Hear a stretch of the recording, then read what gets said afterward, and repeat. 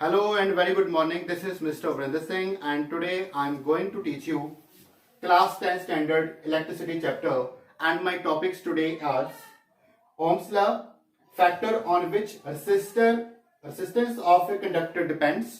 वो कौन से फैक्टर है जिनके ऊपर रेजिस्टेंस डिपेंड करेगी. And third topic is resistance of a system of resistor.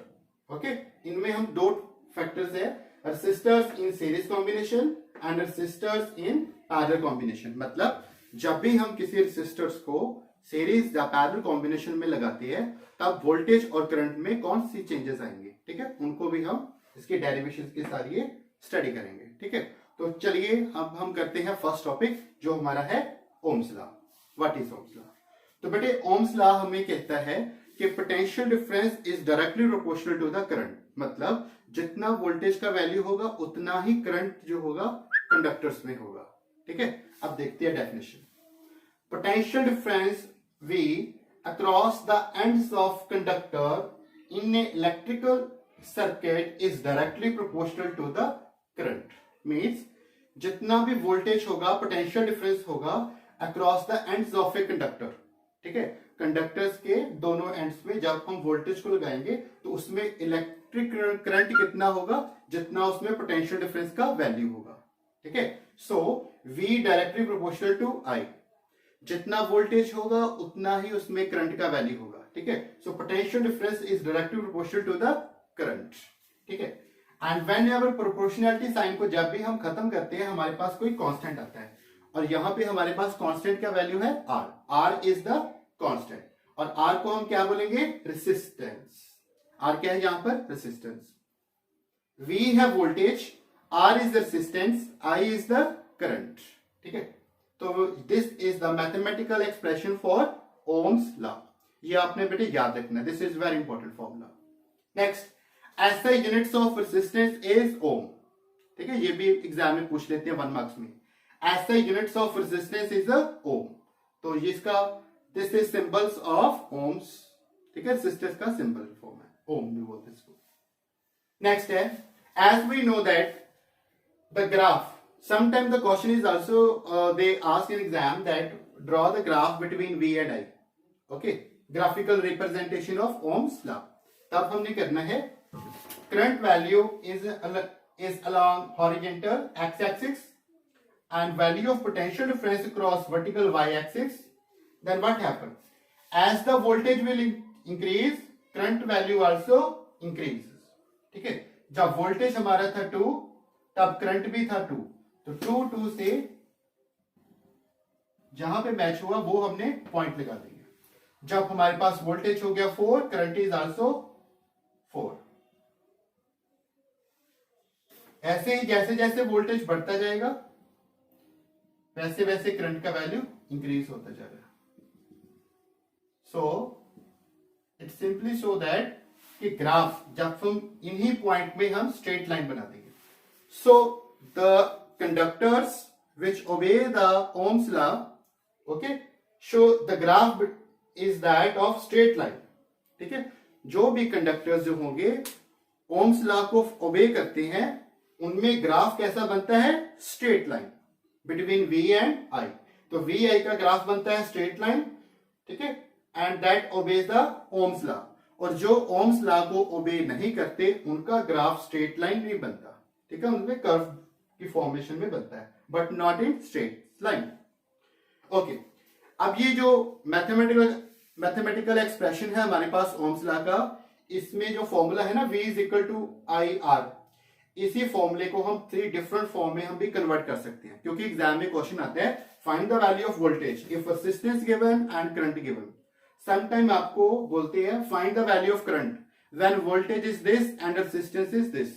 तब आप ये वाला फॉर्मूला यूज करोगे. इसी फॉर्मूले को मैंने अलग 3 फॉर्म में कन्वर्ट किया है. ठीक है, so these 3 formulas are very important. ये तीनों ही आपने याद करने हैं बेटे. ठीक है, अब हम और स्टडी कर देंगे बेटे. व्हाट इज द एग्जाम में अक्सर क्वेश्चन आ जाता है बेटे, what is the value of current if the resistance is half. What is the value of current if resistance is half. अब देखते हैं. या फिर what is the value of current if the resistance is double. ठीक है। If resistance is double then current is half. ठीक है, अब देखिए रेजिस्टेंस को क्या कर दिया हमने, डबल। हमारे पास आई का फॉर्मूला क्या होता है, I is equal to V over R. अगर आर का वैल्यू डबल होगा तो ये बन जाएगा 2r, तो वी ओवर आर। तो ठीक है, तो ये अगर वैल्यू कांस्टेंट है तो इट मींस दैट करंट का वैल्यू कितना आएगा, 1/2। करंट का वैल्यू बन गया half. If resistance double current value is half. If resistance is half then current is double. अब देखिए इसी फॉर्मूले में अगर हम R का वैल्यू कितना हो गया, हाफ। अगर यहां पर वैल्यू इसकी हो गई हाफ, R/2, जो 2 डिनोमिनेटर चला जाएगा ऊपर वर्टिकल, तो R/2 again is constant, then we have I is equal to 2 where current is become double. Okay, so ऐसे अक्सर क्वेश्चन आ जाते हैं। So let's start next topic. So let's start our next topic that is known as factor on which the resistance of a conductor depends. तो बेटे factor अभी आप बाद में करेंगे, सबसे पहले करेंगे कि रेजिस्टेंस होती क्या है। पहले रेजिस्टेंस को समझिए, बाद में आपको फैक्टर करवाएंगे। तो रेजिस्टेंस हमारे पास क्या होती है, मान लीजिए हमारे पास एक कंडक्टर्स है और कंडक्टर के अंदर होते हैं पॉजिटिव और नेगेटिव चार्ज। ठीक है, जब किसी कंडक्टर को हम बैटरी के साथ कनेक्ट करते हैं तो कंडक्टर के नेगेटिवली चार्ज जो इलेक्ट्रॉन्स होंगे वो मूव करते हैं बैटरी के पॉजिटिव, और पॉजिटिव चार्ज मूव करते हैं बैटरी के नेगेटिव, क्योंकि ऑपोजिट चार्ज क्या करते हैं, फोर्स ऑफ अट्रैक्शन।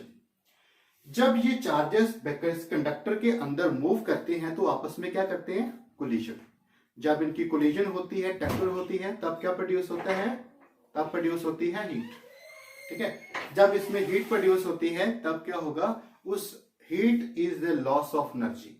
तो जितना बैटरी का वोल्टेज हम इसको दे रहे हैं उसका वोल्टेज, इसमें से आने वाली जो हीट एनर्जी है वो, उसके कारण उसको इस बैटरी में उतना करंट नहीं मिलता, सर्किट में हमें उतना करंट नहीं मिलता, क्योंकि बैटरी का वोल्टेज किस में यूज हो रहा है, energy lost in the form of heat.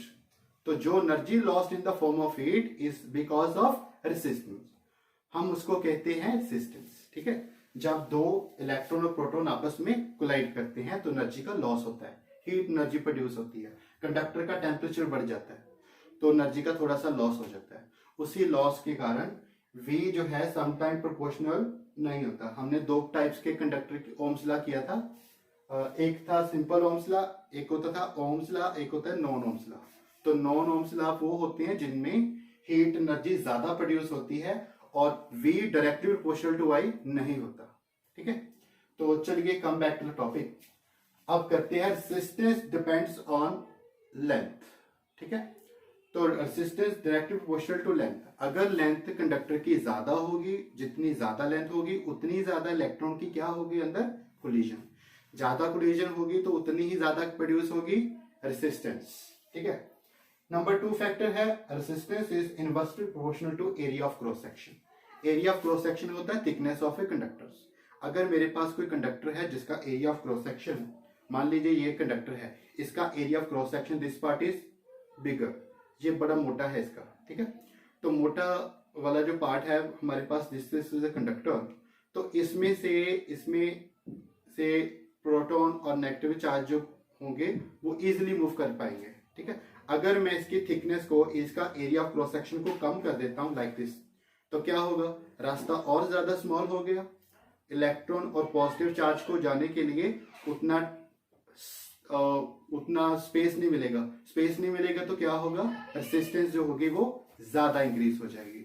सो जितना एरिया ऑफ क्रॉस सेक्शन कम होगा उतनी ज्यादा क्या होगी, रेजिस्टेंस। ठीक है, तो resistance depends on 2 factor, first is length and second is area of cross section. If we can give the name equation number 1 as 1 and this one is second. On adding equation number 1 and 2, we have R is directly proportional to L over A. Proportionality sign को जब भी हम खत्म करते हैं कोई ना कोई कांस्टेंट आता है और वो कांस्टेंट होता है रो। तो इस रो को हमने क्या नाम दे दिया, रेसिस्टिविटी। रेसिस्टिविटी क्या बताता है, nature of material.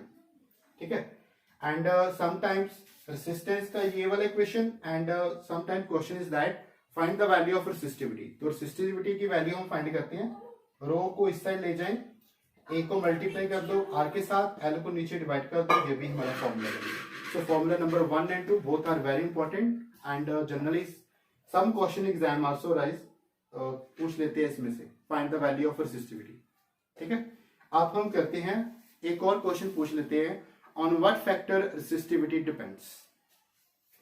Resistivity depends on the two factor. First क्या होता है, नेचर ऑफ मटेरियल, याद रखिए, मतलब अगर किसी मटेरियल का नेचर, मतलब कि अगर किसी मटेरियल की रेसिस्टिविटी की वैल्यू ज्यादा होगी, ठीक है, तो फिर क्या होगा, रेसिस्टिविटी की वैल्यू ज्यादा होगी तब ये वो है बन जाता है इंसुलेटर।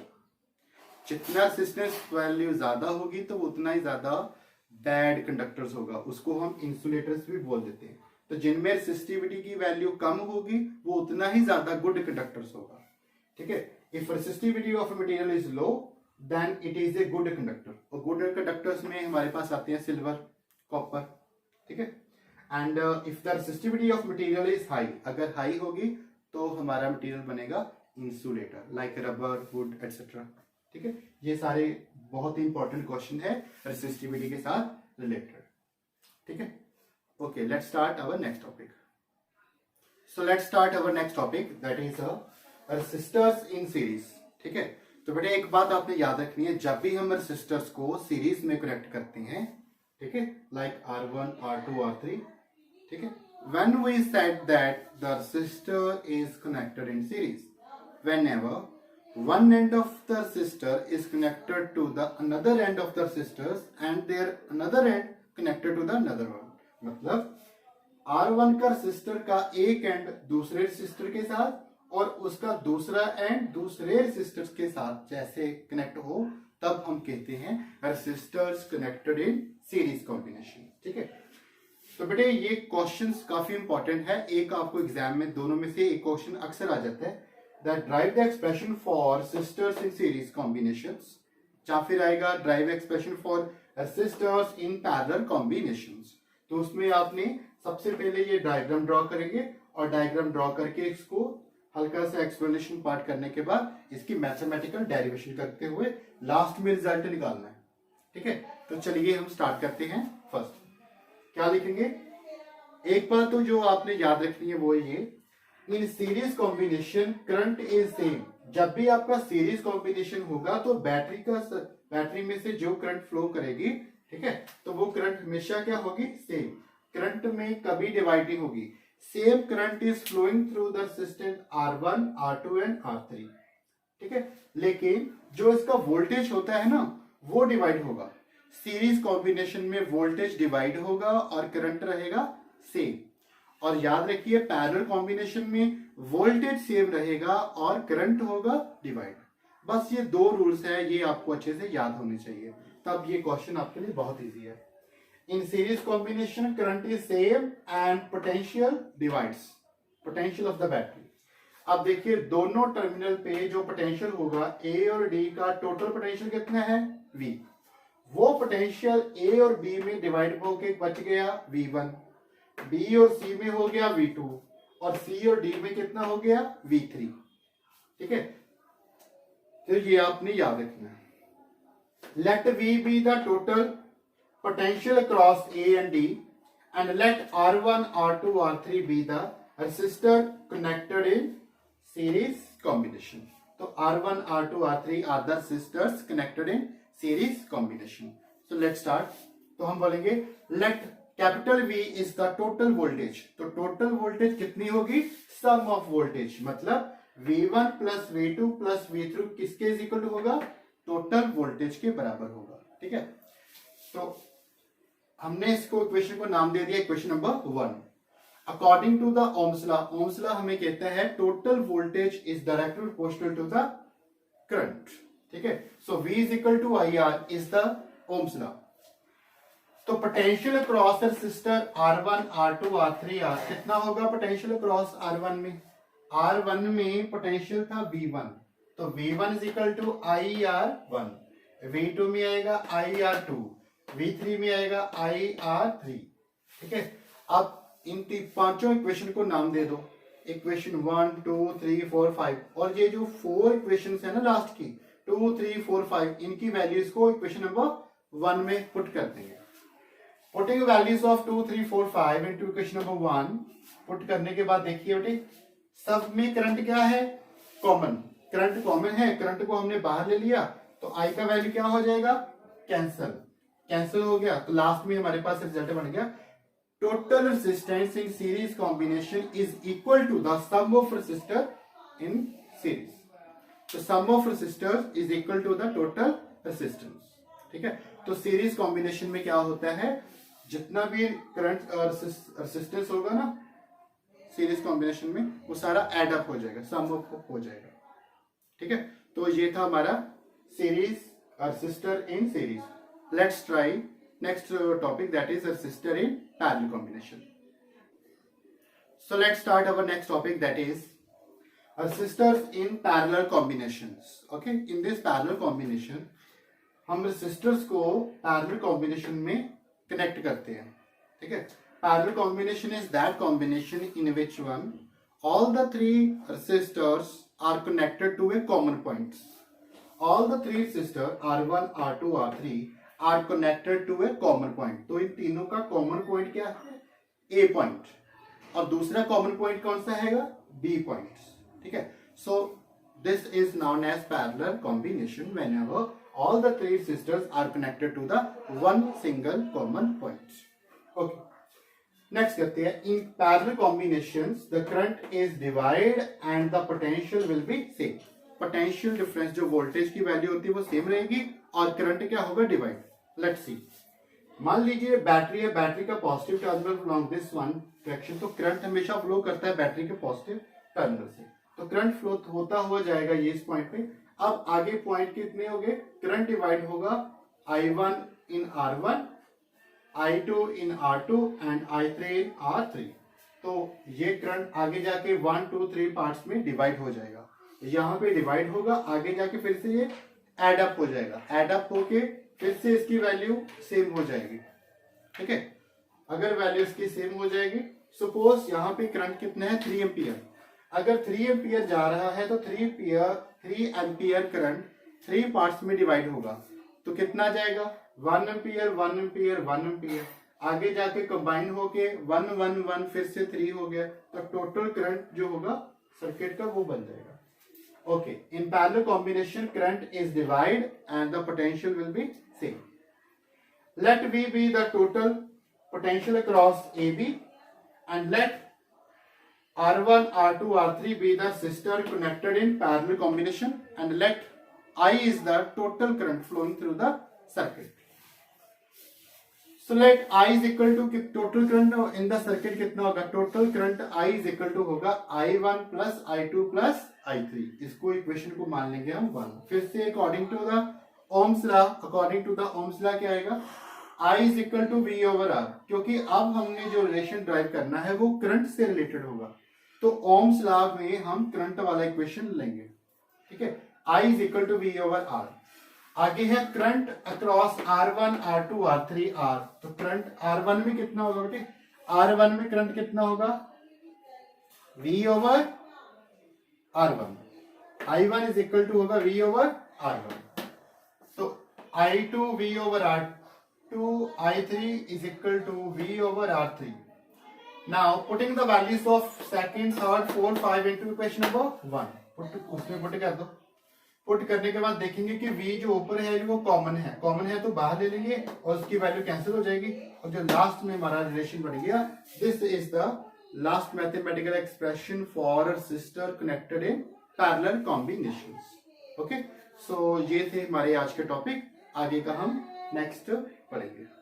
ठीक है, बाय, थैंक यू।